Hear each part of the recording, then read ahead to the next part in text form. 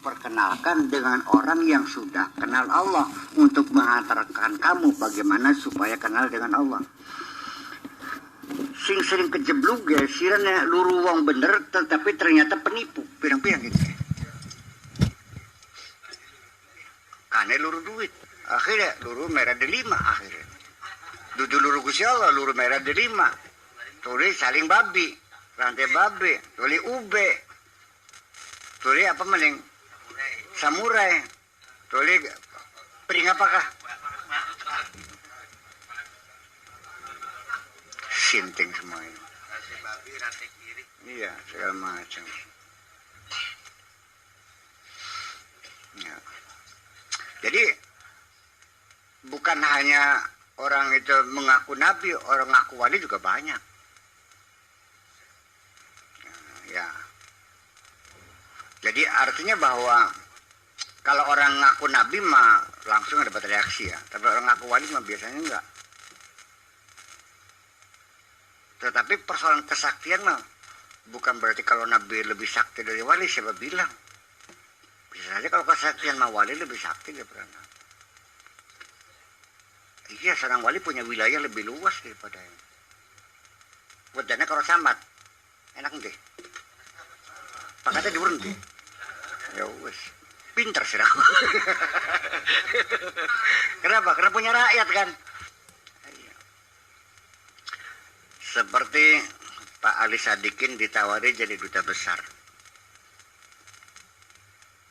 Seperti hanya juga Ibrahim Haji juga jadi duta besar di Inggris, Sarwo Edi duta besar di Korea, begitu Ali Sadikin pengen jadi duta besar, jawabnya Soeharto, dia nggak panggil Pak Soeharto itu, Soeharto, jangan dikira aku senang jadi duta besar, aku lebih memilih jadi kuwu, jadi lurah pada desa daripada duta besar, karena saya punya rakyat.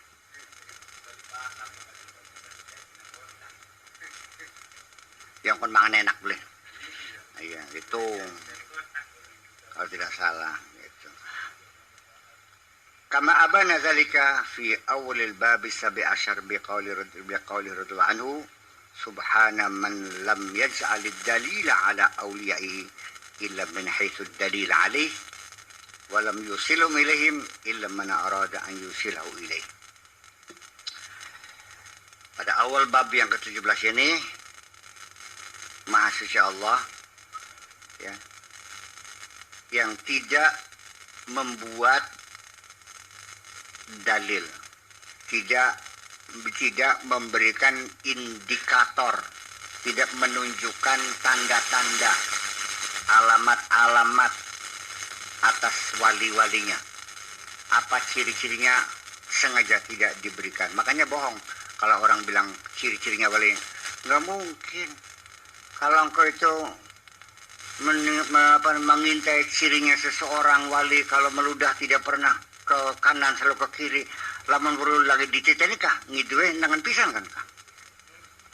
Cirinya bakal wali ku belok nyedote bokang baca wadon, kintilana nyedot bokang baca wadon, sejak itu kamu nggak percaya lagi. Kalau sudah tidak percaya lagi, selesai. Itu caranya. Itu. Dan sebagainya. Illa min haitsu dalil alaih.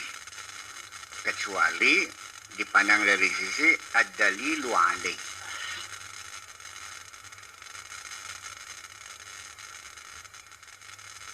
Jadi ad-dalilu alaihi. Jadi wali itu adalah sebagai bukti. Ya, dialah dalil, dialah sebagai guide menuju Allah juga nantinya. Kan gitu. Walam yusilhum ilaihim illa man arad an yusilu ilaih. Dan tidak mungkin orang diperkenalkan kepada wali kecuali orang itu dikehendaki akan kenal dengan Allah. Tidak akan bisa bertemu dengan wali kecuali memang orang itu dikehendaki dikenalkan dengan Allah. Jadi mengenal wali itu bukan suatu hal yang mudah. Dia juga nggak mungkin aku ini wali Allah. Makanya Syekh Abdul Qadir Al-Jailani itu para ulama di Baghdad, berbeli Baghdad. Iya. ulama sebagedad nih kerot-kerot kabeh nih si Abdul Qadir Jailani. Malah sudah ada konspirasi mau membunuh beliau. Nggak ada yang tahu dia wali. Setelah dia meninggal, baru terbongkar kewalian dia. Ya sudah lewat. Ya kan begitu. Dan bisa terjadi seorang wali yang di dunia ini selama ini dicaci maki. Dan kalau Anda tahu nasib para nabi pun sama, dibunuh oleh masyarakatnya. Iya kan? Wa yaqtuluna anbiya'ahum bighairi haqqin. Menjadi korban, intimidasi, ditekan, ditindas sebagainya. Bahwa itu bukan kepangkatan dunia yang artinya dengan kemewahan, tidak. Kedekatannya dengan Allah. Dan mereka itulah orang-orang yang paling bahagia di dunia ini adalah mereka, bukan kamu. Dan kamu sedang tidak paham bahwa mereka orang yang sangat bahagia ketika melihat ternyata di rumahnya tidak ada apa-apa. Rumahnya gubuk, ya kan? Sendalnya sendal jepit, selewang-selewangan, sing tengen abang, sing cewene hijau. Iya, iya. Anda tidak akan sadar bahwa dia mendapatkan kebahagiaan yang luar biasa, yang tidak dimiliki oleh siapapun. Iya. Kenapa tidak paham? Karena hijab pada dirimu terlalu tebal, yaitu materialisme. Ketika engkau berpaham materialisme, tidak masuk akal orang miskin bisa bahagia. Apa Anda nggak sadar bahwa yang di bawah jembatan itu, yang tidurnya di atas tikar bodol, yang bantalnya gulungan koran bekas, ngelibetnya nganggo kaleng bekas Indomilek, urup-urup sandal bodol, kok deket dadak nyemplak pagereng uang. Rong eblek masih urung sih, kekepannya anget.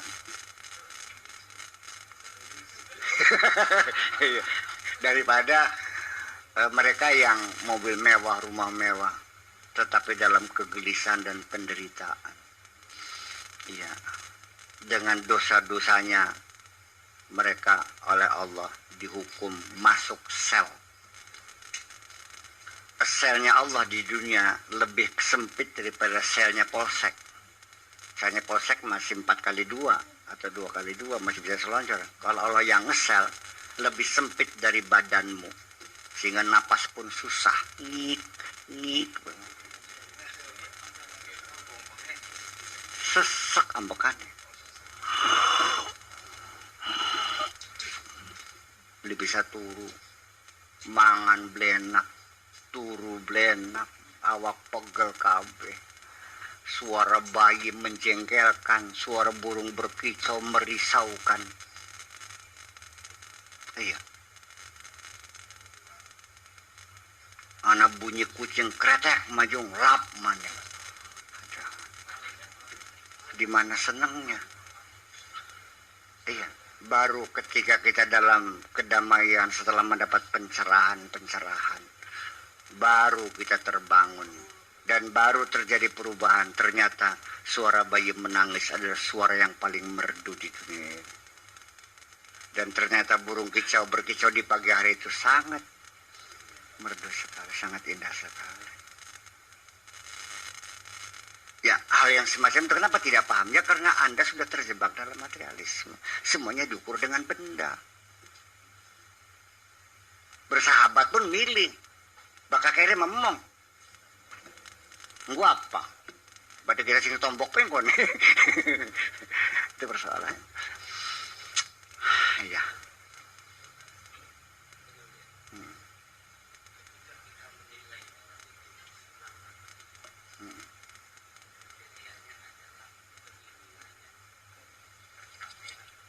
Iya.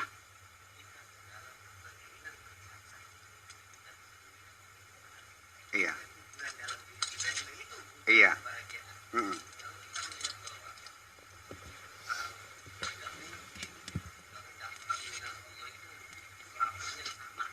Iya. Oke. Iya.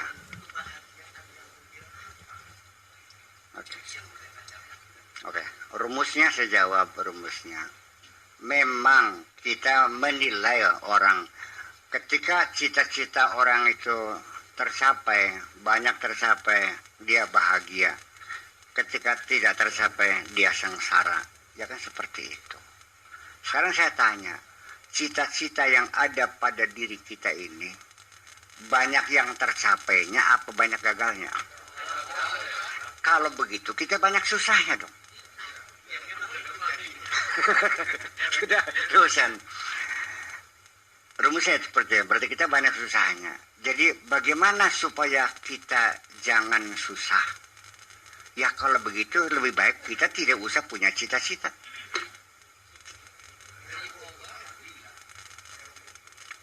Bukan orang yang marah, orang yang kecewa tidak bisa tidak jadi gubernur itu siapa?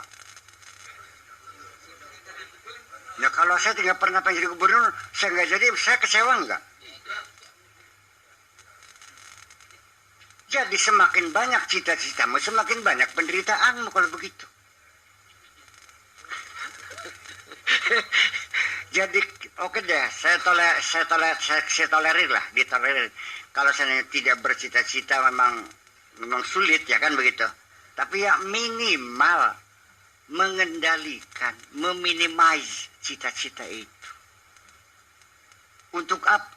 Cita-cita apa? Cobalah membatasi cita-cita yang terukur, yang sederhana.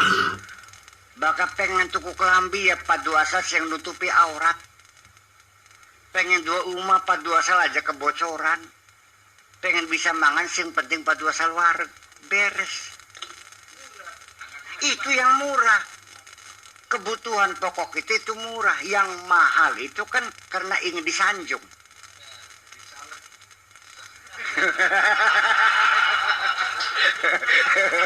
Nah, sekarang mumpung ada calegnya, saya minta sepatah kata perkenalan dulu, Pak. Ya, kembangan. Ya.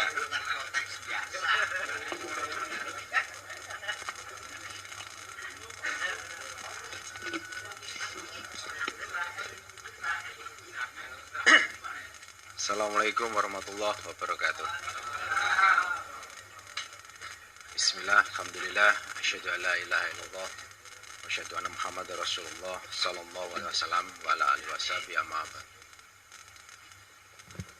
Ya syukur yang sangat saya hormati dan Bapak-bapak yang hadir dalam majelis ini. Alhamdulillah pada malam ini saya diberikan kesempatan untuk bersilaturahim, dan tadi jadi caleg itu adalah sebuah penderitaan katanya. Sebenarnya tidak demikian Pak ya. Sebenarnya kalau saya agak beda mungkin ya. Jadi bagi saya mimpi dalam keadaan sadar itu adalah setengah dari cita-cita. Dan cita-cita itu kalau betul-betul dijalankan itu adalah setengah dari keberhasilan. Memang antara cita-cita dan keberhasilan itu ada sebuah upaya-upaya. Nah ini melek sampai malam ini salah satu upaya ini. Usaha, dan insya Allah karena sebenarnya kita ini hanya menjalankan apa yang sudah ditentukan oleh Yang Maha Kuasa, oleh Allah Subhanahu wa taala. Jadi kalau itu semua sudah berusaha dan kita serahkan kepada Allah, insya Allah agak ringan insya Allah. Jadi pada kesempatan ini saya juga bercita-cita, tapi cita-cita saya tidak semata-mata saya gantungkan untuk kepentingan saya sendiri. Mungkin itulah kata-kata semua calon legislatif begitu ya Pak ya. Selalu bicara untuk kepentingan rakyat, itu selalu. Tapi insya Allah melalui forum ini saya nyatakan bahwa selama ini memang banyak anggota DPR RI, kebetulan saya mencalonkan DPR RI Pak ya. Mungkin dari 9 anggota DPR di dapil kita Cirebon dan Indramayu itu insya Allah banyak yang bapak-bapak tidak kenal, karena pada ikatnya hubungan antara wakil rakyat dengan konstituen itu tidak pernah dibangun. tidak pernah ada perbaikan hubungan antara wakil rakyat dan konstituennya. Insya Allah saya sudah mohon doa dari Buya, dan insya Allah saya akan mencoba menjadi wakil rakyat itu kita kembalikan pada falsafahnya. Kang arane wakil rakyat kok awak bari sikil. Jadi misalnya saya itu duduk di sana, itu sebenarnya pada ikatnya pemimpin saya yang menggerakkan saya itu harusnya konstituen di sini yang memberi mandat. Itu seharusnya demikian. Nah, selama ini wakil rakyat itu ya kadang-kadang antara wakil dengan rakyat, wakilnya dan rakyat itu tidak ada kaitan sama sekali. Ini insya Allah yang akan saya usahakan ada perubahan. Jadi insya Allah kalau saya nanti ditunjuk, dipercaya pada bapak-bapak yang hadir di sini, dan itu pun kalau ikhlas memilih saya. Jadi kalau memang tidak pantas, saya juga tidak usah dipilih. Tidak usah dipilih karena saya menginginkan ketulusan saja, dan insya Allah kalau memang saya dipilih, saya akan ada hubungan selama 5 tahun dan konstituen saya. Dan kebetulan basis saya juga pesantren. Saya di Jakarta, saya asli dari Cirebon kegiatannya, terus kemudian tahun 92 saya di Jakarta. Saya juga mimpin salah satu pondok pesantren di Jakarta Timur. Dan dari basis pesantren ini saya ingin dari pesantren ini ada wakilnya di DPR RI yang bisa memberikan sesuatu yang lebih kepada kehidupan pesantren. Jadi saya melihat tadi Buya sudah menyatakan khususnya di Indramayu, pesantren ini wala mutu fiha wala yahya, gitu. Tidak bermutu dan tidak berbiaya. Jadi kadang-kadang saya prihatin melihat pesantren-pesantren itu. Ya, ini maaf, ini dalilnya barangkali keliru. Ini jadi saya pada kesempatan ini dengan segala kerendahan hati, saya ingin menjadi wakil dari konstituen kami, khususnya dari kalangan pesantren. Ini perlu saya sampaikan, dan insya Allah saya selalu berkeliling di Indramayu ini dari mulai bulan Juli, Pak. Saya mengenalkan diri saya, kebetulan bersama-sama saya juga ada beberapa, ini adik saya ini Saudara Tulus Susilo, kemudian beberapa penasihat saya ada Pak Maksum, dan di sini ada tim saya juga Pak Oding dan seterusnya. Ini insya Allah saya akan berusaha sebagai wakil rakyat yang sesuai dengan harapan masyarakat yang memilih, khususnya di kalangan dunia pesantren. Itu Pak sekalian. Nah, ini tadi saking banyaknya bicara belum mengenalkan nama, Pak. Nama saya, sebenarnya nama lengkap saya itu Muhammad Cipto Sunaryo Adiwardoyo. Jadi namanya panjang sekali, Pak. Jadi nama saya panjang sekali, cuman karena terlalu panjang, jadi saya ambil namanya saja Sunaryo Adiwardoyo. Kebetulan memang titelnya di situ tidak ada, tapi pada waktu itu dinasihati supaya titel itu tidak usah dicantumkan karena kelihatan sombong gitu, Pak. Jadi tapi insya Allah saya seorang insinyur, saya juga seorang sarjana hukum, saya magister manajemen di bidang pemasaran, magister bisnis administrasi di bidang keuangan, dan sekarang saya masih melanjutkan S3 saya di UI di bidang sosial politik. Jadi ya kebetulan saya juga punya kesempatan belajar agama di Mekah kurang lebih 1 tahun. Jadi insya Allah kalau mewakili pesantren itu ada pantasnya gitu. Insya Allah. Dan ini saya memohon dukungan, doa dari Bapak sekalian. Dan insya Allah satu komitmen kami seandainya terpilih menjadi anggota DPR RI, insya Allah di Indramayu saya akan mendirikan gedung aspirasi anggota DPR RI yang punya 3 fungsi, Pak. Saya akan menjadikan pondok pesantren sebagai stakeholder utamanya. Jadi pertama, lembaga itu mungkin bentuknya yayasan atau apa saja, fungsinya sebagai penyalur aspirasi dari konstituen ke saya sebagai anggota DPR RI. Kemudian yang kedua, saya mewujudkan falsafah wakil rakyat. Jadi insya Allah saya akan mengikuti apa keinginan dari konstituen saya, khususnya Cirebon dan Indramayu. apa yang harus saya lakukan di DPR RI akan saya akan mengikuti apa yang diinginkan dari konstituen saya. Itu yang utama. Dan modelnya nanti ada representasi di dalam lembaga itu. Kalau memang nanti pondok pesantren ini sebagai basis utama dukungan terhadap saya, insya Allah pondok pesantren akan saya jadikan sebagai stakeholder utama dari seluruh kegiatan-kegiatan yang saya lakukan di DPR RI. Kemudian yang ketiga, insya Allah kalau di pusat itu jare rogrokane akeh jare. Nah, ini untuk itu di dalam lembaga ini akan menjadi satu wadah. Dengan kegiatan utama saya akan memberikan perkuatan-perkuatan terhadap kegiatan seluruh pondok pesantren khususnya di Cirebon dan Indramayu. Insya Allah demikian sekalian. Ini tadi nama sudah disebut, tapi mungkin saya ingin mengenalkan juga kegiatan saya, supaya karena kalau namanya wakil itu kan harus tahu nih kompetensinya, pengalamannya.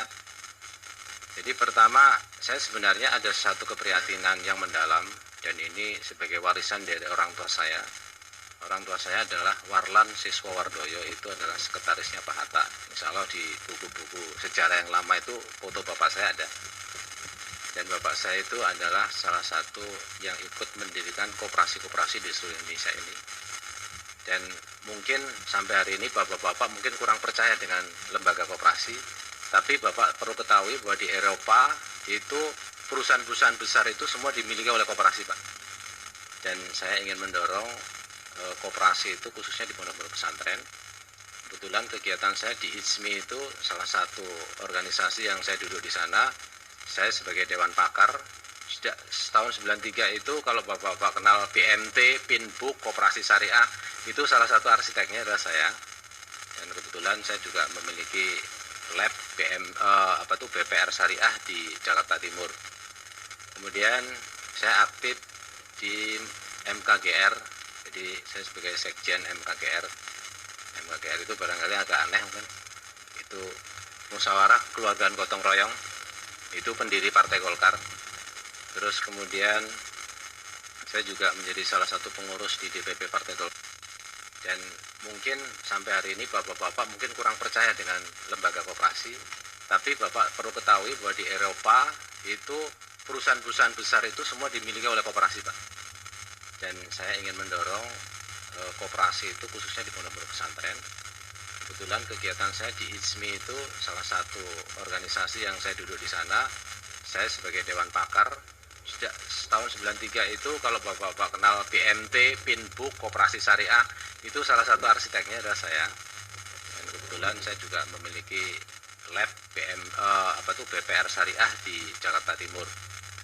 Kemudian saya aktif di MKGR, jadi saya sebagai sekjen MKGR. MKGR itu barangkali agak aneh kan, itu musyawarah keluargaan gotong royong, itu pendiri Partai Golkar. Terus kemudian saya juga menjadi salah satu pengurus di DPP Partai Golkar, memegang di Departemen OKK. Kemudian tadi juga saya juga sebagai pengasuh pondok pesantren Minhajur Rasyidin di Jakarta Timur. Dan sampai hari ini saya masih menjadi salah satu memegang anak perusahaan PT PLN Persero yang bidangi konsultan korporasinya sampai hari ini. Dan kegiatan-kegiatan lain insya Allah sebagai kolumnis di beberapa surat kabar seperti Kompas, Republika, Media Indonesia, dan lain-lain. Dan saya juga sempatkan menulis di Radar Indramayu, sekalipun insya Allah hampir tiap minggu saya muncul tulisan-tulisan saya mengenai pembangunan. Terus kemudian di Cirebon juga saya salah satu redaktur majalah politik yang cukup dikenal. Itu diantara beberapa kegiatan saya. Mudah-mudahan kompetensi dan pengalaman serta cita-cita yang tadi ingin saya wujudkan. Jadi kalau bapak-bapak insya Allah kalau memiliki wakil yang memang sudah menyatakan diri, punya keterikatan dengan pesantren, insya Allah akan lebih baik ketimbang tidak memiliki atau salah memilih. Jadi, karena kalau kita salah memilih, ya tentu kita tidak memiliki apa-apa. Karena komitmen seorang anggota DPR itu adalah pada saat dia dilantik sampai dengan 5 tahun yang akan datang, itu terus-menerus dia harus selalu berhubungan dengan konstituennya. Kalau hanya, misalnya saya hanya minta bapak-bapak mendukung saya untuk jadi, itu namanya beli putus. Kemarin coba saya hitung-hitung, kalau saya mau beli suara ini Bu ya, satu orang 50.000, padahal saya itu memerlukan 200.000 suara. Jadi saya memerlukan uang 100 miliar. Saya pikir lebih baik untuk membangun pabrik ya Pak ya. Jadi itu sangat sia-sia. Tapi ada orang yang mau membeli sertifikat anggota DPR karena dia tidak berkepentingan dengan masyarakat, tapi berkepentingan untuk bisnisnya. Jadi dia membeli dengan mahal dari membeli suara dari masyarakat, kemudian setelah duduk di DPR dia akan berbisnis, entah bisnis apa saja, tapi tidak pernah berurusan dengan konstituen karena dia sudah membeli suara itu. Dan insya Allah saya tidak ingin membeli suara. Saya hanya minta dukungan yang ikhlas dari bapak-bapak, doanya dan dukungannya, sehingga insya Allah kalau saya duduk di sana insya Allah ada kebarokahan untuk membangun atau katakanlah mendukung percepatan perkuatan bagi kegiatan pondok-pondok pesantren di Cirebon dan Indramayu. Demikian, wassalamualaikum warahmatullahi wabarakatuh.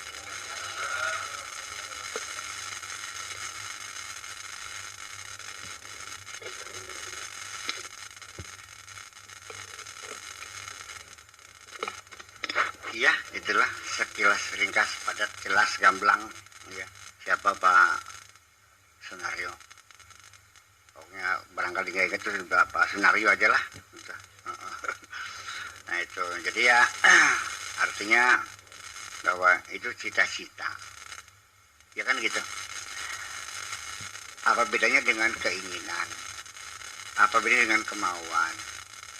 Ya kan begitu. Nah itu saya kira masih dibedakan antara cita-cita dan keinginan. Dengan kemauan, karep, kepengenan, saya kira secara terminologi masih dibedakan ya. Makanya antara niat, irodah, dengan azam, dengan rugbah, dengan apa lagi? Bukan, rugbah, an-niyah, al-azam, al-iradah, itu semuanya mesti dibeda-bedakan. Tetapi walau bagaimanapun juga, ini persoalan kan gini, ketika kamu kepengen jadi gubernur, bisa nggak ketika nggak jadi kamu nggak kecewa? Disuruh siapa kamu kecewa? Ya. Makanya ini menjadi rumit persoalannya. Kita mengkaji ke dalam sendiri. Ketika saya ingin menolong seseorang yang sedang kesusahan, setelah berbagai usaha ternyata gagal, saya merasa sedih, kecewa, kenapa saya nggak bisa menolong sampai orang itu mati. Karena saya mencari uang untuk beli obat, operasinya nggak berhasil. Saya kecewa, betul nggak? Saya kepengen jadi kuwu, sudah keluar uang 800 juta. Ternyata perhitungan suara saya kalah hanya 3 piting, 3 suara. Bukan hanya kecewa, tapi dengan kemarahan. Ya kan begitu? Menuntut supaya diadakan pemilihan ulang dan sebagainya. Saya kira kekecewaan saya ketika saya tidak jadi kuwu dengan kekecewaan saya ketika saya tidak bisa menolong sahabat dekat sampai meninggal dunia karena ini, saya kira hal itu berbeda. Apabila ada dua hal berbeda secara linguistik, secara terminologis, mesti harus ada istilah yang beda. Ini untuk minum. Ada lagi yang bulat, bawahnya agak kecil, ada pegangannya. Itu juga untuk minum, sama. Tetapi ini namanya cangkir, ini namanya gelas. Kalau yang besar namanya muk. Iya kan? Kalau yang ada pegangan panjang namanya gayung. Pada bisa menyibukkan begini. Nah di sini kita kadang-kadang kurang ketelitian karena kita tidak membangun satu terminologi di dalam berpikir. Sehingga antara tawakal dengan malas pun itu menjadi sama. Bocah malas turu, waduh dia tawakal temen bocah ya koplok tawakal apa. Iya kan? Secara lahiriah kelihatan orang yang tawakal juga ya di rumah adanya tempe ya udahlah adanya tempe udah tempe aja nggak usah cari sate. Ketika nggak ada tempe ya sudah pakai kecap saja. Ketika kecap nggak ada nasi saja. Sampai nasi pun nggak ada ambil batu diganjal perutnya. Itulah yang dilakukan oleh Nabi Muhammad. Ketika orang itu juga pemalas ya nggak mau kerja di rumah aja makan seadanya, itu juga orang bisa menuduh dia orang tawakal. Jadi saya kira mesti ada istilah-istilah yang beda. Ini menjadi pemikiran saya karena Pak Sunaryo, tugas saya di sini adalah bukan membangun fisik, karena bangunan fisik mah setahun 2 tahun kelihatan hasilnya. Begitu jembatan 3 bulan jadi. Membangun pemikiran saya sudah 15 tahun belum ada kelihatan bekasnya kok. ربنا أوزعنا أن نشكر نعمتك التي أنعمت علينا وعلى والدينا وأن نعمل صالحا ترضاه وادخلنا برحمتك في عبادك الصالحين ربنا آتنا في الدنيا حسنة وفي الآخرة حسنة وقنا عذاب النار وصلى الله على سيدنا محمد وعلى آله وصحابته أجمعين سبحان ربك رب العزة عما يصفون وسلام على المرسلين والحمد لله رب العالمين السلام عليكم ورحمة الله وبركاته.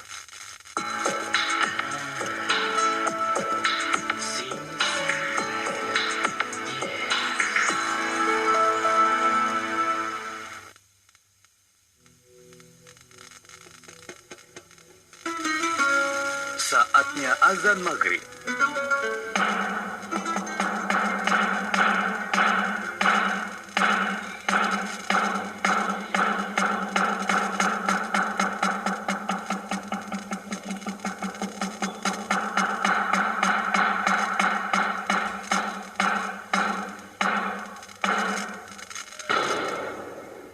Allahu Akbar, Allahu Akbar.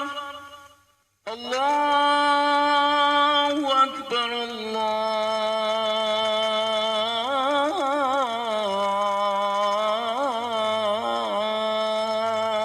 Akbar. Asyhadu an la ilaha